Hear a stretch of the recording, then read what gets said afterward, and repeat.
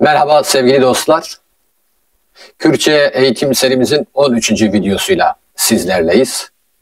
Bugünkü dersimizin konusu tavank yani büküm. Büküm konusu Kürtçenin en önemli ve temel konularından biridir. Bu konuyla ilgili şu ana kadar yapılan dil araştırmalarında kesin bir söz söylenmemiştir. Yani halen bu konu birçok yönüyle muallaktadır. Biz de bu konuyu bugüne kadar dil araştırmacıların yapmış olduğu araştırmalar sonucunda ortaya koydukları kaideler çerçevesinde ele alacağız. Dersimize geçmeden önce kanalımıza abone olmayı, videolarımızı beğenmeyi, videolarımıza yorum bırakmayı ve videolarımızı izlemeyi ihmal etmezseniz çok seviniriz. Şimdi dersimize geçebiliriz. Tavank, büküm. Sayı ve cinsiyete göre kelimelerin kökünde veya sonunda meydana gelen ses değişimine tavank yani büküm diyoruz. Kürtçe kelimeler genellikle şu durumda büküme uğrarlar. Tavanga nava, isimlerin bükümü. Birya ravaki tavanga nava, yani tamlama yoluyla isimlerin bükümü.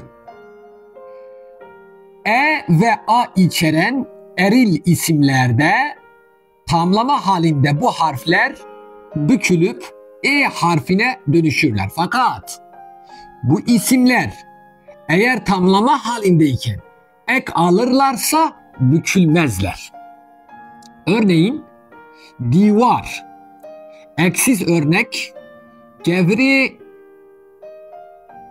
diver, ekli örnek gevri divari. Görüldüğü gibi i ekini aldığı için divar kelimesi artık büküme uğramıyor. Hani isim, eksiz örnek deriye heni. Burada büküm var. Ekli örnekte deriye haniyi, burada büküm yoktur. Mast isim, eksiz örnek tehma mest. Görüldüğü gibi burada büküm var. Mast, mest şeklini almış. Ekli örnekte tehma masti. Burada i ekni aldığı için mast kelimesi i ekni aldığı için artık ne oluyor? Tamlama durumunda da büküme uğramıyor. Birya daçekan tavanga nava, yani edatlar yoluyla isimlerin bükümü. Evet, edatlar yoluyla isimlerin bükümü. Kürtçe'de edatların bir özelliği de kendisinden sonra gelen kelimeleri, isimleri, zamirleri ne yaparlar? Bükerler. Belirli büküm ekleri şu üç tanesidir. Yani daha doğrusu i, an ekleridir. Biz eriller için i, dişiller için ortak ve çoğullar için ise an ekini kullanıyoruz büküm ekleri olarak. Bir örneğe bakalım. Ek, i, say, tekil, cins, eril. Örnek cümlemiz şu şekilde oluyor. Min Ahmedi bipirse. Min Ahmedi bipirse. Görüldüğü gibi burada j edatından sonra gelen Ahmet kelimesi Ahmedi şeklinde ek alarak bükülmüştür. Ahmedi binere, Ahmedi binere, L edatından sonra gelen Ahmet kelimesi gene Ahmedi şeklinde ek alarak bükülmüştür. Bu Ahmedi rahere günd, bu edatından sonra gelen Ahmet kelimesi Ahmedi şeklinde i ekni alarak bükülmüştür. Ek, sayı, tekil, cinsiyet dişil olursa örnek cümlemiz şu şekilde olur. Ahmet Ayşe'yi ra tişte gut. Ahmet Ayşe'yi ra tişte gut. Görüldüğü gibi j edatından sonra gelen Ayşe kelimesine büküm ekini alarak Ayşe'yi şeklinde bükülmüştür. Babi minnaha limaliye. Limaliye. Görüldüğü gibi l edatından sonra gelen mal kelimesi ekini alarak bükülmüştür. Ez bi Fatmayra neçum. Ez bi Fatmayra neçum. Burada da görüldüğü üzere b edatından sonra Fatma kelimesine eki getirilerek Fatma kelimesi bükülmüştür diyoruz. Ek, an, sayı, çoğul ve cinsiyet ortak olursa örneklerimiz şu şekilde olur. Min agahi zaruka gırtın. Zarukan gırtın. J edatından sonra gelen zaruk kelimesi an çoğul ekini alarak büküme uğramıştır. Ez l zarukan digeriyam. Bakın l edatından sonra zaruk kelimesine an eki gene gelerek ne olmuş? Zaruk kelimesi bükülmüştür. Zarukan şeklini almıştır. Ez bi zarukan ra zarukun. Gene b edatından sonra zaruk kelimesi an ekiyle bükülmüştür. A ve E içeren eril isimlerde bu harfler edatlardan sonra bükülüp olurlar. Örneğin isim mesela hani, mezgin leheni denere. Bakın hani l edatından sonra geldi. Heni yani oradaki a şeklinde dönüştü ve heni şeklinde büküldü.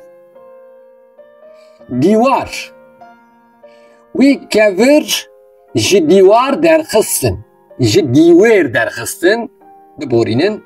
We kevir ji divar derxistin. Görüldüğü gibi divar a gene burada yani sesine dönüşmüş ve ne olmuştu? Burada bir bükümlülük söz konusudur. Bajar. Ez bajir ne hatım? Bakın ez bajir ne hatım? J edatından sonra gelen bajir kelimesi, bajar kelimesi bajir şeklinde bükülmüştür. Burada şivan. Şivan ismi lişvin digerin.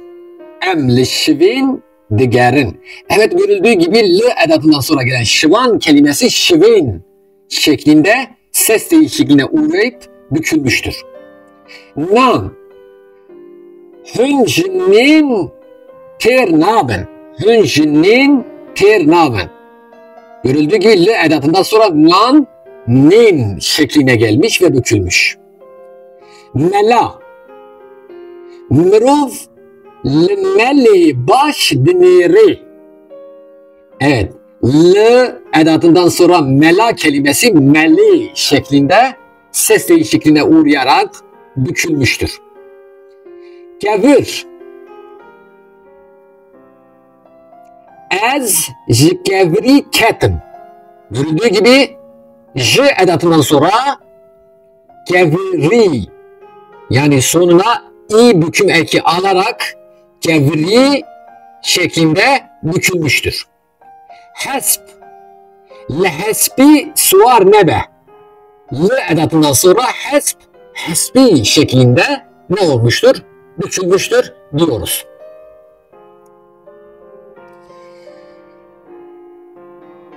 Çok önemli bir uyarıdan bahsedeceğim. Dil araştırmacı merhum Ali Celadet Bedirhan şöyle diyor. Dilin eğilimi bu tür bükümlülüğü uygulamamadan yanadır. Onun için aşağıdaki kullanımların her üçü de doğrudur. Yani şu aslında dil gittikçe bu büküm dediğimiz kuraldan aslında uzaklaşıyor. Ama işte yöreden yöreye kullanılan şu üç gruptaki örneklerin hepsi de doğrudur arkadaşlar. Yazılışı, okunuşu yani gramer olarak doğru olarak kabul ediliyor. Birinci grup örneğimiz evl aşibu, evl eşbu, evl aşbu. Bunların hepsi de doğrudur. İkinci grup örneğimiz evl serbanibu, evl serbinbu, evl serbanbu. Bunların üçü de nedir, bu üç örnek de doğru. Üçüncü grubumuz ezgevir ketim, ezgevri ketim, ezgevir ketim. Bu üç örnek de doğrudur. Yani demek istediğim şu, dil gittikçe bükümlülükten uzaklaşıyor. Birya henek lekaran tavangan nava, yani bazı fiiller yoluyla isimlerin bükümü. Bazı fiiller ne yapıyor? İsimleri büküyor. Yönelme ve hareket bildiren bazı fiiller kendisinden sonra gelen isimleri ve zamirleri ne yaparlar? Bükerler. Çun fiili. Es çun günden. Görüldüğü gibi burada gün kelimesi an ekini alarak bükülmüştür. Çun fiilinden sonra gelen gün kelimesi. Hıstın. Mepırtuk hıst erdi. Erdi. Görüldüğü gibi ert kelimesi sesini alarak bükülmüştür. Danim. Tesazihu danim mali. Mali. Danim kelimesine dani fiilinden sonra gelen mali şeklinde bükülmüştür. Dan. Wan keçahu dan meri. Dan meri. Mer kelimesinden önce gelen dan eki mer kelimesini ne yapmış? İsmini ne yapmış? İ. Sonuna i getirilerek bükmüştür diyebiliyoruz. Beriya peyverin dehevokidan. Tavanga navan. Yani cümledeki görevlerin yoluyla isimlerin bükümü. Buna da şu şekilde oluyor. Geçmiş zaman geçişli fiillerin öznesi olan isimler şu ekleri alarak bükülürler. Evet, büküm eklerimiz zaten sevgili arkadaşlar i, an ekleridir. Bunları unutmayacağız. I, an ekleri büküm eklerimiz, eril, dişil ve çoğul eklerimizdir aynı zamanda.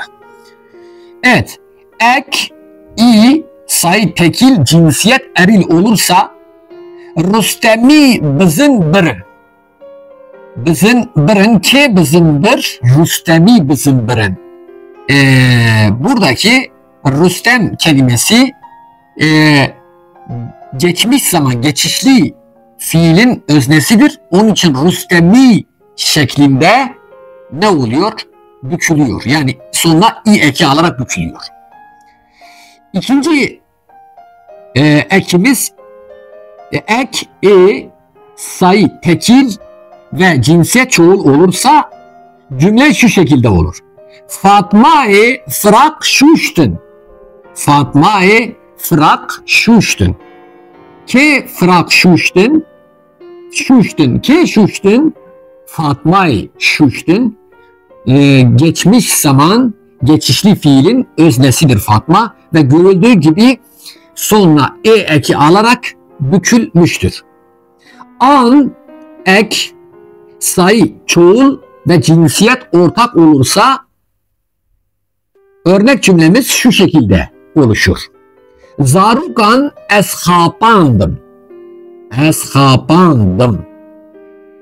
Ke minhapan zaruka.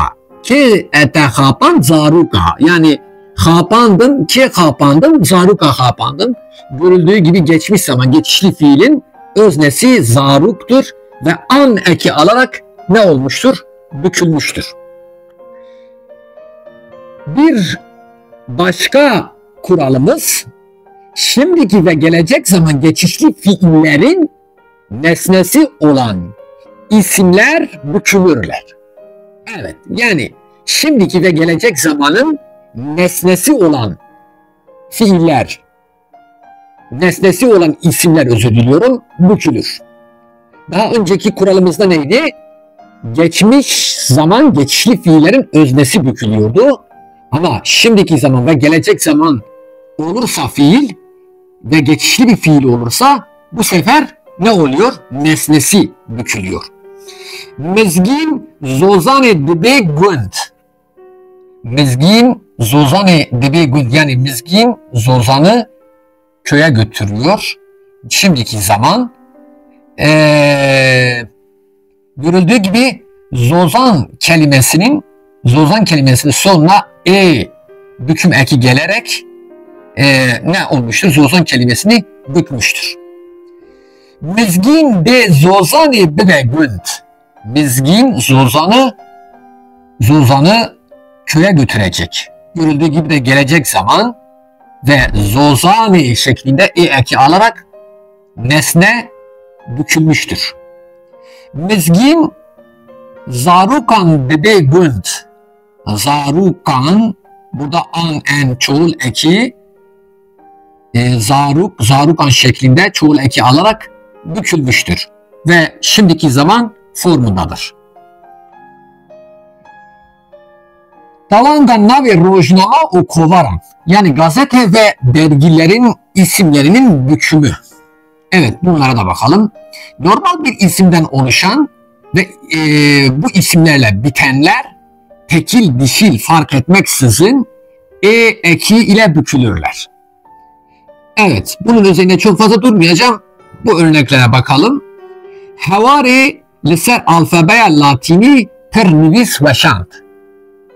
Görüldüğü gibi Havari dergisi Havari şeklinde bükülmüştür. Armancı nivisin fandekaranji duveşant. Armanç dergisi Armancı şeklinde. The Gordioni İro cihneda rupela verzişi. Yani bu cümle nedir? The Gordion bugün spor sayfasına yer vermedi. Görüldüğü gibi Gordion değil, Gordioni şeklinde ekini alarak bükülmüştür. Demek ki normal bir isimden oluşan ve bu isimlerle biten tekil dişil fark etmeksizin bütün dergi ve gazete isimleri ekini alarak ne oluyor? Bükülüyor. Aşiret isimlerinden oluşan, evet, aşiret isimlerinden oluşan ve bu isimlerle biten dergi ve gazete isimleri bükülmezler. Örneğin Niviskarek pırzanisti bir dengi metinanda hatiye vaşandın. İro dengi mukriyan hatiye jibirkırın. Görüldüğü gibi burada zaten metinan mukriyan çoğul olduğu için burada bir şey değil. Yani bunlar büküm değil. Bunlar aşiret isimleridir. Yani aşiret isimlerinden oluşan dergi ve gazete isimlerini kastediyoruz.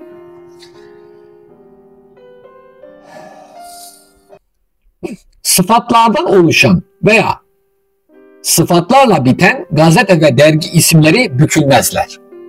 Evet. Dukovara roja nuda gotinin vejiye kemen. Evet, görüldüğü gibi kovara roja nu. Nu yani yeni ve sıfatla bittiği için burada bir büküm söz konusu değildir. Nivisek vi de stirka sor da hat veşandın. Stirka sor. Neyle bitmiş? Sıfatla bittiği için bu yayın ismi sıfatla bittiği için bükülmüyor.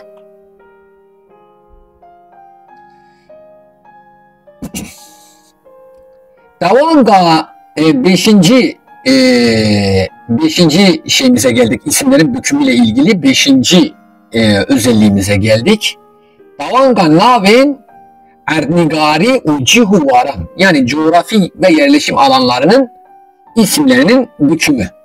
Bakalım nasıl bükülüyor? Coğrafi yer isimleri dişil olarak, bakın coğrafi yer isimleri dişildir. Biz bütün coğrafi yer isimleri dişil olarak, yani mecazi dişil olarak kabul ediyoruz. Coğrafi yer isimleri dişil olarak kabul edildiğinde bu isimler eki ile her zaman bükülürler. Muş, Esçu, Muşi, Diyarbakır, Ezber Diyarbakır'ı deherim. Görüldüğü gibi Muşi, Diyarbakır'ı şeklinde eki alarak ne oldu? Büküldü. Aşiret isimlerinden veya sıfatlardan oluşan coğrafi adlar, yer adları bükülmezler. Mukriyan, Jimukriyan, Hatiçay Metinan. Burada bir büküm yoktur. Botan, Jibotan gelek navdar derketin, görüldüğü gibi botan şeklinde. Bahtinan, Lebehtinan, şer derketiye. Evet, soran, nişteciyin soran, bu sorani de peyvin, kevri kul, leşkeri Rusi, ji kevri kul ve geriyane. Geliyin zilan, derdi geliyi zilan, ji bir nabe. Evet, derdi geliyi zilan, ji bir nabe.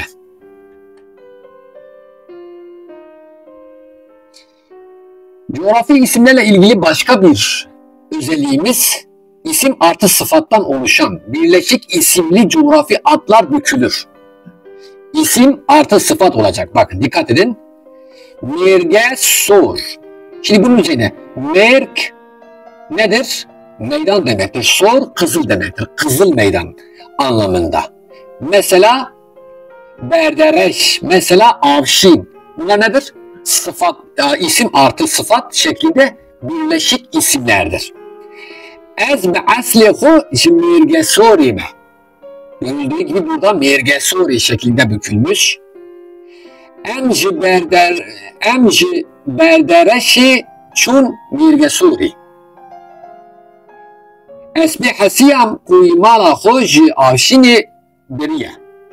Evet, görüldüğü gibi burada da bükümler oluyor arkadaşlar. Evet, bükülür. Yani mergesori, berdereşi, avşini şeklinde ekini alarak bükülür. Zira dediğim gibi coğrafi adlar dişil olarak kabul ediliyor ve biz bunu sürekli ekiyle bükeriz. Tavanga cinavan, zamirlerin bükümüne bakalım. Zamirlerin bükümüne bakalım. Zamirlerin bir kısmında büküm olurken bir kısmında büküm olmuyor. Peki nasıl? Bir berriya ravekat tavank, yani gene isimlerde olduğu gibi tamlama yoluyla büküm. Daha önce bu konuyu zamir tamlaması videomuzda işlemiştik. Şimdi ben bu videonun kartını yukarıya bırakıyorum. Arzu ederseniz yukarıdaki karta tıklayarak bu videoyu izleyebilirsiniz. Bu konuyu tekrar burada anlatmayacağım. Diğer konuya geçiyorum. Berriya daçekan tavank, yani edatlar yoluyla zamirlerin bükümü. Şimdi bakalım cinavin kesis şahıs zamirleri. Şimdi burada zamirleri bükümlü ve bükümsüz şeklinde işleyeceğiz. Evet, bükümsüzler edat ile bükümlü durumu.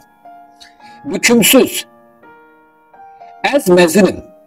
Bükümlü Rüstem jimün mezintire. Bak, görüldüğü gibi burada ez kelimesi büküme uğradığı zaman mın şeklini alıyor. Ve zaten Kürtçe'de bükümün en fazla kendisini gösterdiği yer şüphesiz şahıs zamirleridir. Biz bunu şahıs zamirleri videosu altında ez grubu ve mün grubu şekilde de işlemiştik. Tümezini Rüstem jitten mezintire. Görüldüğü gibi nedir? J edatından sonra tü T şeklini aldı. Yani büküldü. Ev mezine Rüstem jüvi mestire. Ev kelimesi J edatından sonra ve dişil için, vi erkek için kullanıyoruz bu arada. Şeklini alarak büküldü. Em psporun Rüstem jimet psportire.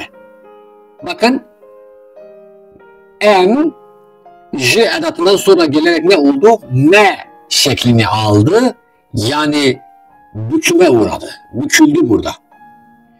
Hün psporun Rüstem jüve psportire. Hün buraya V şeklinde oldu. V şeklinde büküldü. Ev psporun Rüstem jüvan psportire. Ev J edatından sonra geldiği için van şeklinde büküldü. Berriye daçekan tavanga cinavan. Yani edatlar yoluyla zamirlerin bükümü. Bakın bu edatından sonra gelen, l edatından sonra gelen zamirler ne olmuştur? Bükülmüştür. Nasıl? Mizgin bemirra nehat. Min aslında ez demektir ama edattan sonra geldiği için bükülmüştür. Min şeklini almıştır. Mizgin bitera nehat. Bitera aslında T kelimesi, burada T zamiri daha doğrusu tü şeklindedir. Mizgin duvi vera nehat. Bu edatından sonra gelen vi aslında ev şeklindedir. Burada bükülmüştür. Mizgin bimera nehat. Ne aslı em'dir. Em edattan sonra geldiği için ne şeklinde bükülmüştür. Mizgin duvara nehat. Mizgin duvara nehat. Şimdi burada artık bunların açıklamasını yapmaya gerek yok. Direkt örnekleri verip geçeceğim. Agit limen neri, agit liten neri, agit luwi neri, agit lime neri, agit luwe neri, agit luwan neri. Şimdi aslında birinci gruptaki örneklerin aynısı. Yani bunlar zamir ez grubundaki zamir edatlardan sonra geldiği zaman min grubuna çevriliyor, min grubu şeklinde bükülüyor. Cina ve nişani işaret zamirlerine bakalım. Şimdi işaret zamirlerinin bazılarında büküm oluyor, bazılarında olmuyor. Yani bükümün en fazla kendisini gösterdiği zamir çeşidimiz şahıs zamirleridir. Cina ve kesan yani. Burada büküm bütün zamirlerde görülüyor ama diğer zamir çeşitlerinde bazı zamirlerde büküm görülürken bazılarında görülmüyor. İşaret zamirleri hem eril hem de dişillerin tekil ve çoğulları için şu ikisidir. Ev. Bükümlülük durumunda bunlar tekil eriller için vi, tekil dişiller için ise ve, çoğullar için van'dır. Örneklere bakalım. Şimdi zamir vi sayı tekil, cinsiyet çoğul olursa men, je, vi, persi. Peki vi arasındaki fark nedir? Vi bunlar yani eril için vi bunlar, vi onlar şekilde vi onu bunu daha doğrusu vi bunu, vi onu şeklindedir. Bu ayrımı bu şekilde bilelim. Vey zamir, sayı tekil, cinsiyet eril. Min jwi bipirse. Min jwi bipirse. Yani beni ona sor. Min jwi bipirse beni buna sor. Min jwi bipirse beni ona sor. Ve tekil dişil. Yani sayı tekil, cinsiyet dişil olursa örnek şu şekilde olur. Leve benere. Buna bak. Buna, hangi buna? Dişil buna. Yani dişil olana. Ve zamir, sayı tekil ve cinsiyet dişil. Leve benere. Ve benere. Bu nedir peki leve benere? Ona bak. Ona bak. Yani dişil olan ona. Dişil bir varlık için kullanıyoruz ona. Van zamir, sayı çoğul ve cinsiyet ortak olursa, yani erkek dişil fark etmeksizin, levan benere, yani bunlara bak. Levan benere. Van zamir, sayı çoğul, cinsiyet erkil olursa levan benere, onlara bak. Levan benere, onlara bak. Cinabin persiyari soru zamirleri. Evet, soru zamirlerimizin bükümlülüğüne bakacağız. Göreceksiniz ki bazı yerlerde büküm oluyor, bazı yerlerde büküm olmuyor. Şimdi bükümsüzler, bükümlüler şeklinde almışım gene. Ki deyindari deye, bu bükümsüz. Dülke deyinleri, dülke, ki şeklinde bükülmüştür. Kijan dedike veya kijani raziyi. Düzü kijani. Bak kijani şeklinde oldu. Kijan kelimesi bükümlü hali kijani. Kijanan ve zengindikin düzü kijanan da ahvi. Düzü kijanan va da ahvi. Çıkınca şu kınç bir çıdane. Görüldüğü gibi burada çı büküme uğramamış. Çok haştire hüncü küne. Görüldüğü gibi buradaki Q, iki Q ve Ç, Q ve Ç soru zamirleri ne yapılmamış? Büküme uğramamış. Dediğim gibi zamirlerde bazıları büküme uğramayabiliyor. En fazla büküme uğrayan ve adeta Kürtçenin bükümlülük özelliğini en fazla taşıyan şahıs zamirleridir. Cinavin nediyari, cinavin nediyar yani belirtisiz zamirler. Bunları da bükümlü bükümsüzlük şeklinde alalım. Yekmir, buradaki zamirimiz yek, herhangi birinden bahsediyor. Cihan jiyekira namini. Bak görüldüğü gibi yeki ya da yeki şeklinde bükülüyor. Kes ne yaparsa. Kesi persin. Kesi persin. Evet görüldüğü gibi kes zamiri burada kesi şeklinde büküldü. Tiştek vundabiye. Tülü tüşteki digeri.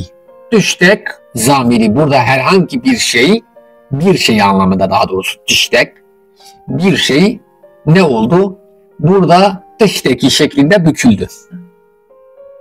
Evk min nastike.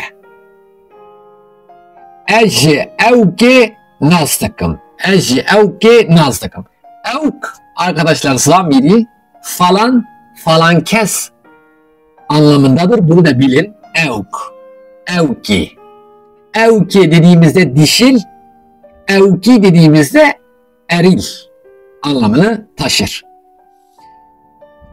Evk huyan nekin, evkan binirin.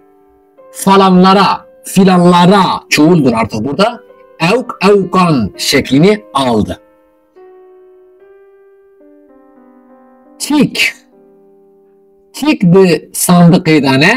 Çıktı sandıkidane, çıktı sandıkidane ya da pırtuk bir çıkan ra dehe sandıkı. Yani sandıkta ne var diyor? Kitapları şeylerle birlikte. Yani kitapları şu şeylerle birlikte sandığa koy anlamı vardır. Evet değerli dostlar, bir dersimizin daha sonuna geldik. Başka bir derste buluşmak umuduyla hoşça kalın, hatırı ve.